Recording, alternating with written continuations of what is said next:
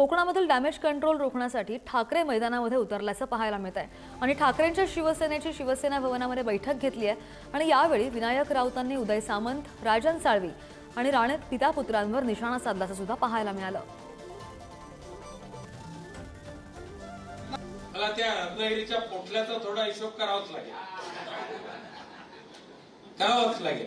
अरे ज्या मातोश्रीच्या जीवावर तुमचं पोट वाढलं, फुगलं, जॅकेट जबरदस्त आली, त्याच मातोश्रीचा ह्याच शिवसेना भवन मध्ये बसून आदरणीय आदित्यजी ठाकरेंनी तुम्हाला त्यांच्या हाताने तुम्हाला घास भरवला।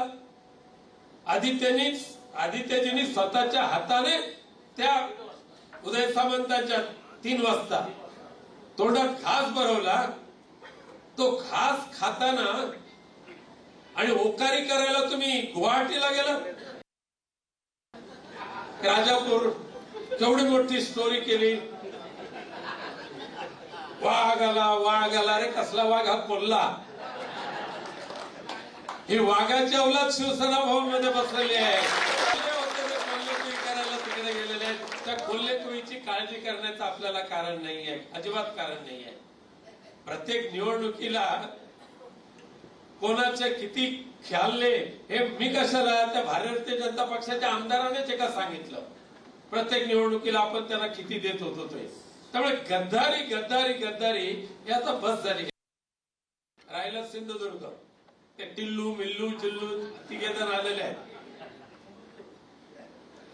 एक कोंबडी चोर, एक बकरा चोर, एक गाढव चोर, अशी त्यांची ती नावं आहेत।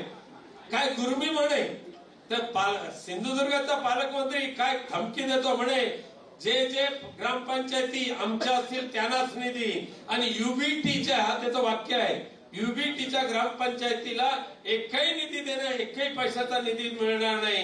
मी विचारलं तुमच्या बापजादाचा निधी आहे का तो? अरे आमचा निधी आहे, सरकारचा निधी आहे।